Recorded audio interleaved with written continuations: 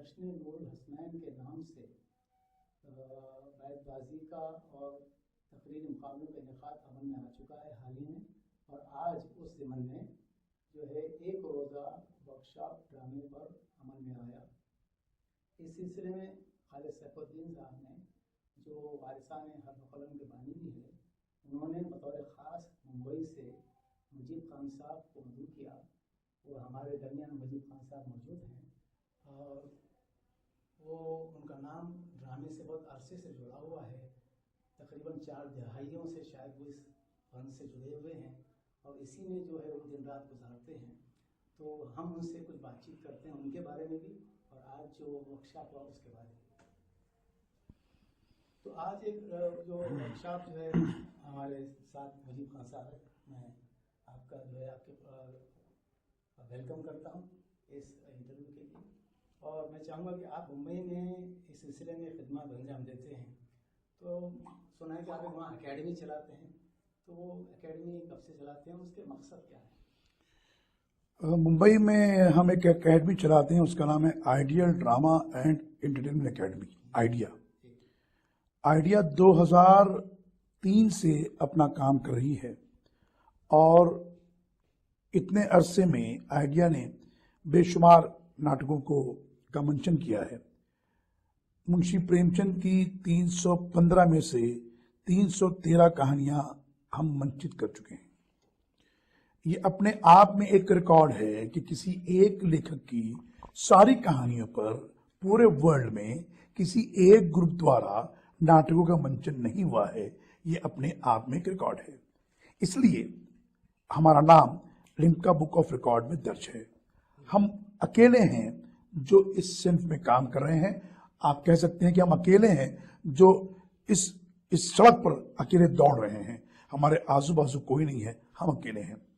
इसका एक बहुत अहम पहलू ये भी है कि मुंशी प्रेमचंद की 315 कहानियां जो 100 साल पहले लिखी गईं, अब 100 साल बाद मुंशी प्रेमचंद के नाम से 315 ड्रामे खेले गए। यानी एक राइटर के मरने के बाद उसके काम को किया गया और उसी के नाम पर उस काम को मंसूब किया गया। मुंशी प्रेमचंद की कहानियों को कौन नहीं जानता है और बहुत जो है दिल पर असर करने वाली कहानियां हैं। तो आपने वो उनकी कहानियों को ड्रामों के शक्ल में पेश किया, तो इसकी वजह क्या है कि आपने जो मुंशी प्रेमचंद की कहानी को पसंद किया, उसके प्लॉट को, क्या वो ज़िंदगी से बहुत करीब थे या वो दिल पर असर छोड़ते थे, वो हालात के हिसाब से वो लिखते थे? तो वो उसकी एक वजह होनी है कि आपने उस राइटर को पसंद करें। इस सवाल का जवाब मैं बार बार देता रहा हूँ। ये ऐसा सवाल है जो बार बार पूछा जाएगा और ये आखिरी बार नहीं, इसके आगे पूछा जाएगा। मुंशी प्रेमचंद की कहानियों पर ड्रामा करने का मकसद, मुंशी प्रेमचंद ही की लाइन में मैं कह दूं कि उन्होंने कहीं लिखा है कि जब मैं कोई कहानी कंसीव करता हूं तो उसके पहले प्लॉट को 7-8 लाइनों में अंग्रेजी में लिखता हूं। अगर वो प्लॉट अगर उस प्लॉट में मुझे ड्रामा दिखता है तो मैं उस पर कहानी लिखता हूं, और अगर ड्रामा नहीं दिखता तो उस प्लॉट को फाड़ कर फेंक देता हूं। तो इसका मतलब ये हुआ कि मुंशी प्रेमचंद जी की कहानियों में ही ड्रामा मौजूद है। अब जिसकी कहानी में ड्रामा मौजूद हो उसको मंच पर मंचित करना कोई मुश्किल काम नहीं है। हालांकि कहानियों पर ड्रामा करना बहुत मुश्किल काम है, क्योंकि राइटर का राइटर की अपनी उड़ान होती है। अब उसको आपको तमाम चीजों को स्टेज करना डिफिकल्ट है, लेकिन चूंकि ये डिफिकल्ट काम मैं 14 वर्षों से कर रहा हूं, तो इसलिए मुझे लगता है कि ये आसान काम है। जैसे कि जामुन का पेड़ जो है उसको ड्रामे की शक्ल में पेश किया गया, वो भी एक मुश्किल काम होता है कि अफसाने कादर खान ने भी किया था, उसमें करना चाहिए। इतने सारे ड्रामे जब उनके कहानियों पर मबनी आपने किए, तो कौन सा ऐसा है जो सबसे ज्यादा मुतासिर किया लोगों को?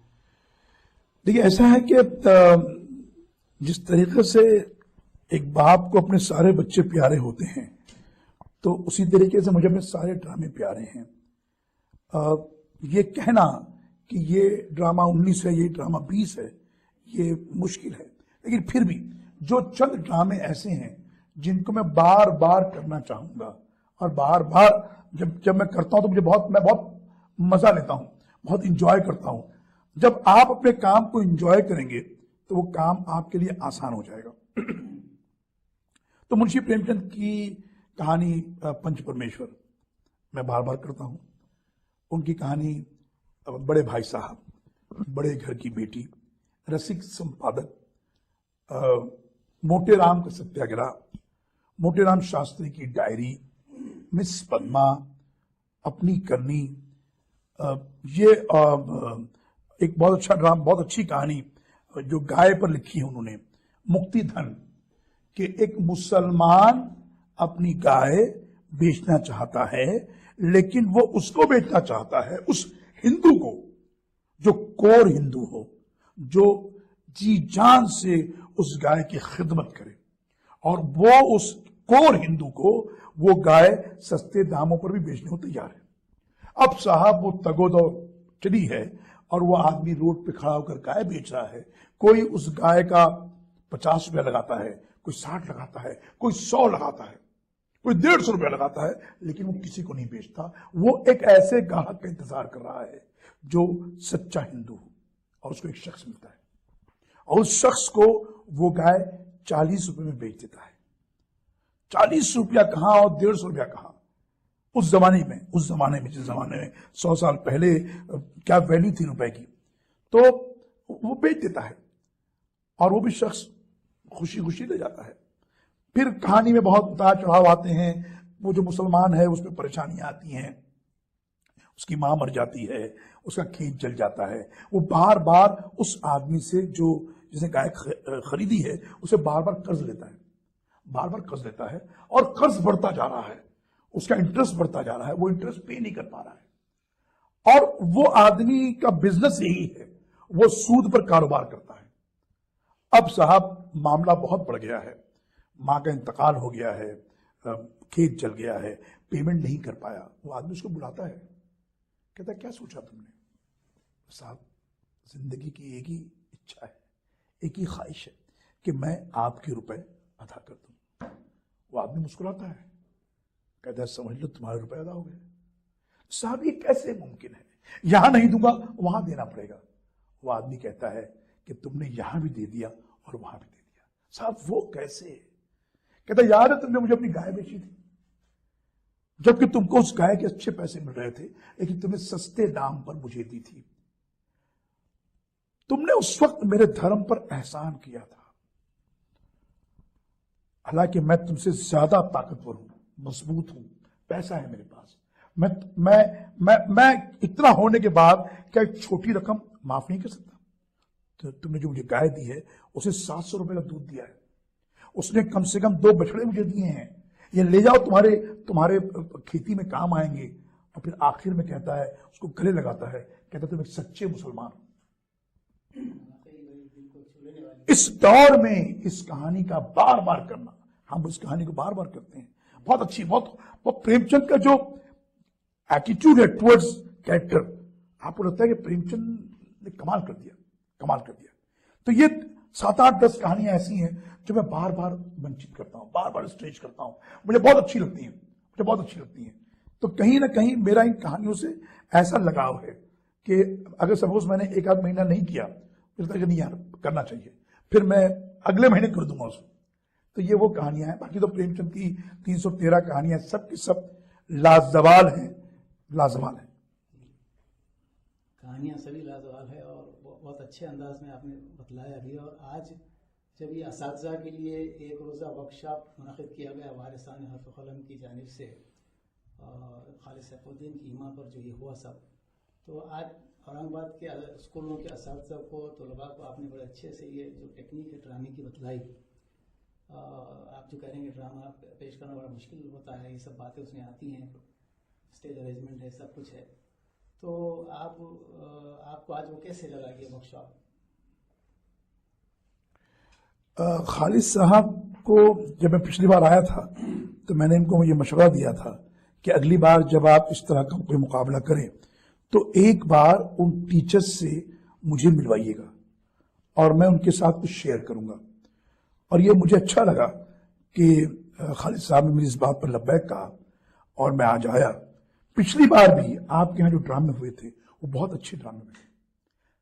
अगर कहीं कमी थी तो टेक्निकली ड्रामे वीक थे, लाइट करेक्ट नहीं थी, एक्टर्स को पता नहीं था प्लेसिंग क्या है, म्यूजिक प्रॉपर नहीं थी, मेकअप ठीक नहीं था, सेट प्रॉपर नहीं था। अगर इनको आप प्रॉपर गाइड करें, इनको बताएं कि ड्रामे की डायरेक्शन ऐसी होती है, डायलॉग इस तरह बोलना चाहिए, ऐसे मूवमेंट आप करेंगे, इस तरह सेट लगाएंगे, लाइट करेंगे, म्यूजिक करेंगे, मेकअप करेंगे, तो मुझे लगता है कि ये जो औरंगाबाद में जो लास्ट ईयर 13 या 14 स्कूल्स आई थी, ये डायरेक्टर्स वंडर्स कर सकते हैं, कमाल कर सकते हैं।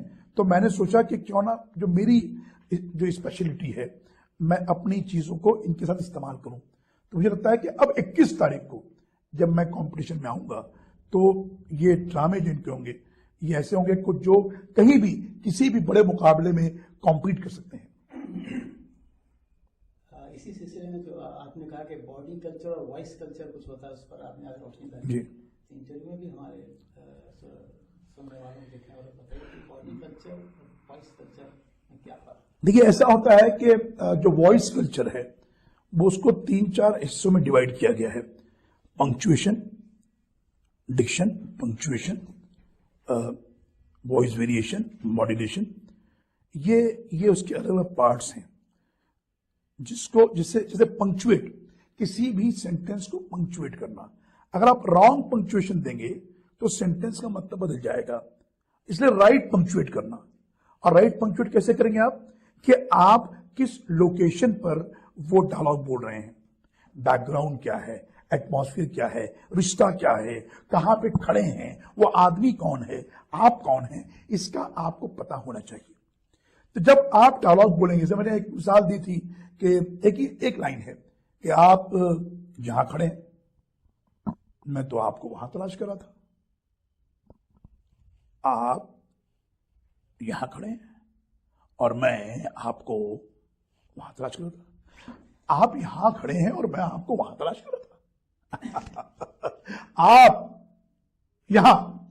यहां खड़े हैं और मैं आपको वहां तलाश कर रहा था।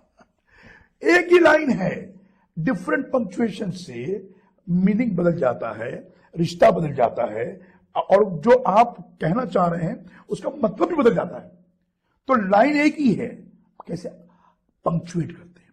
फिर डिक्शन कितना साफ, मैंने बात कहा और ये मैं हमेशा महसूस करता हूं कि हमारे बच्चों में एक मेजर प्रॉब्लम ये है कि वो है और हैं इसका फर्क नहीं समझते। है सिंगुलर है प्लूरल है जिसकी आप रिस्पेक्ट नहीं करते, हैं जिसकी आप रिस्पेक्ट करते हैं। अगर ये बात अब हमारे बच्चों को समझा सके, हमारे बच्चे क्या कहते हैं कि 3-4 लड़के वहां बैठे हैं, 3-4 लड़के वहां बैठे हैं या हैं, बैठे हैं। हमारे बच्चों को पता नहीं है कि लफ्ज फिर नहीं है, लफ्ज फिर है। फिर नहीं कहेंगे आप नहीं कहेंगे फेंकता है, क्या बॉल फेंकता है, बॉल फेंकता है।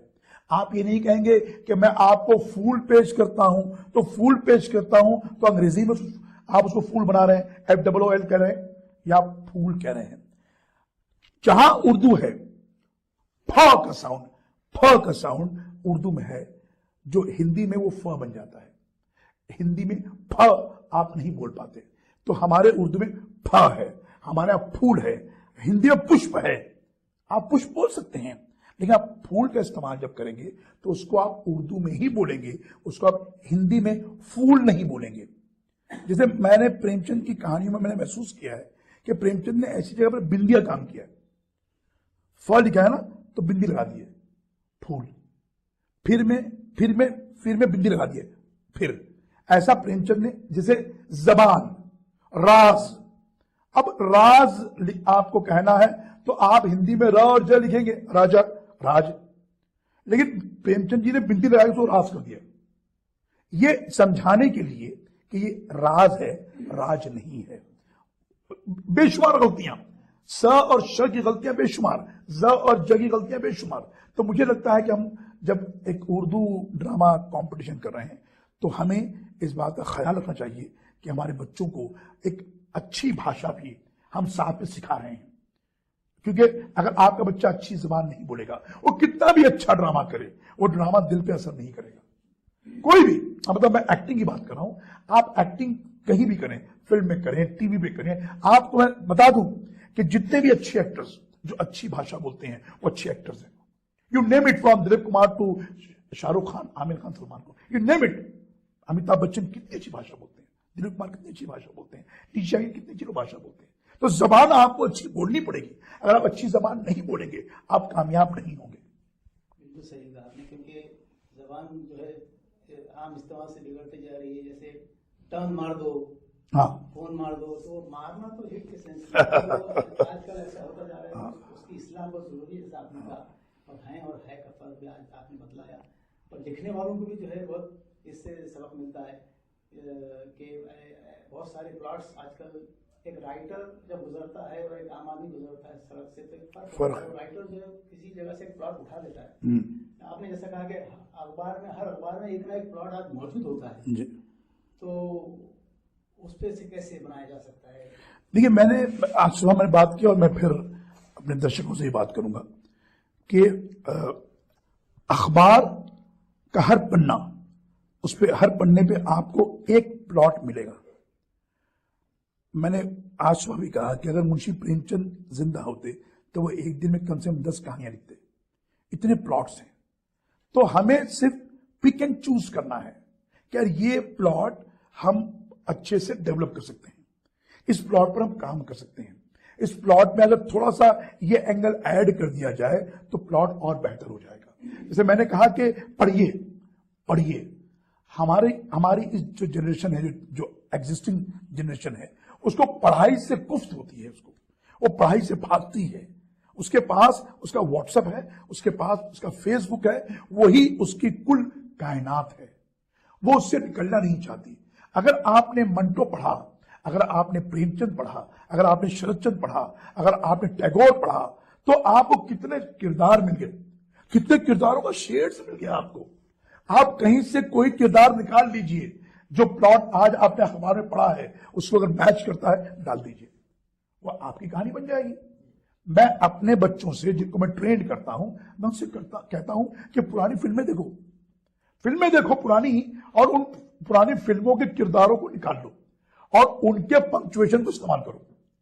अब सपोज एक बहुत पहले जमाने में मुराद एक्टर साहब थे, के.एन. सिंह थे, सोहराब मोदी, तो खैर बताओ, मतलब सुंदर कैरेक्टर थे, सुंदर भी एक किरदार था। इन किरदारों को लोग भूल गए हैं। आप पुरानी फिल्में देखो और उनका पंक्चुएशन लो और कॉपी करो, लोग समझेंगे वो आपका पंक्चुएशन है। क्योंकि आज के दौर में लोगों को पता नहीं है कि वो कुमार एक एक्टर था जो मुगल आजम में संतराश बना था, क्या एक्टर था। रहमान एक एक्टर था, क्या एक्टर था।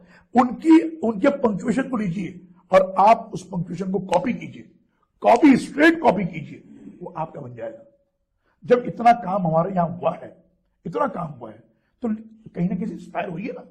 लेकिन हम पुरानी फिल्में नहीं देखेंगे, हम कहानियां नहीं पढ़ेंगे, हम नॉवेल्स नहीं पढ़ेंगे, तो हम एक्टर कैसे बनेंगे? उस जमाने के हर एक्टर को अगर आप उनकी पुरानी इंटरव्यू पढ़ेंगे, पुराने इंटरव्यूज, तो उसमें लगेगा कि हर एक्टर को पढ़ने का शौक था। हमारे आज के जिनको मैं ट्रेन करता हूं उनको पढ़ने का शौक नहीं है। तो पढ़ने का शौक कहां से पैदा होगा? ये शौक उनको पैदा करना पड़ेगा, तब जाके वो अच्छे एक्टर बनेंगे। यकीनन ये जो रहनुमाई है ड्रामा लिखने वालों के लिए भी कारआमद है कि वो अपना बहुत ज्यादा वक्त ज़ाया न करते हैं, प्लॉट कहीं से भी ला सकते हैं और उसको अपना उसमें ऐड करके जो है वो किरदार डालकर उसमें उस चीज़ को प्लॉट बना के ड्रामा स्क्रिप्ट लिख सकते हैं। तो ये तो रवा के लिए भी बहुत रहनुमाई की बात हुई आज, जो आपने बतलाई, असातिज़ा के लिए भी हुई। पूरे मौलाना सेंटर में आज बड़ा कामयाब जो है ये वर्कशॉप का इनेकाद हुआ।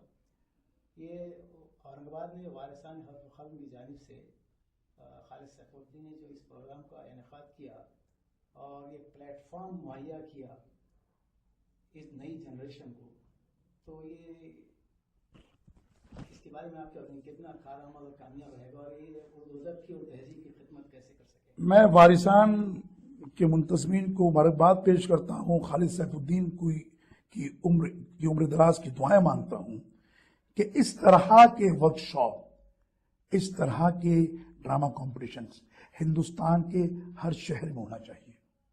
मैंने एक बात और कही थी कि जो कौमें अपने ड्रामा को अपने ड्रामा सिर्फ को भूल जाती हैं वो कौमें खत्म हो जाती हैं। जो कौमें अपने ड्रामे को, जिन कौमों ने जिंदा रखा है, वो कौमें बहुत ताकतवर है।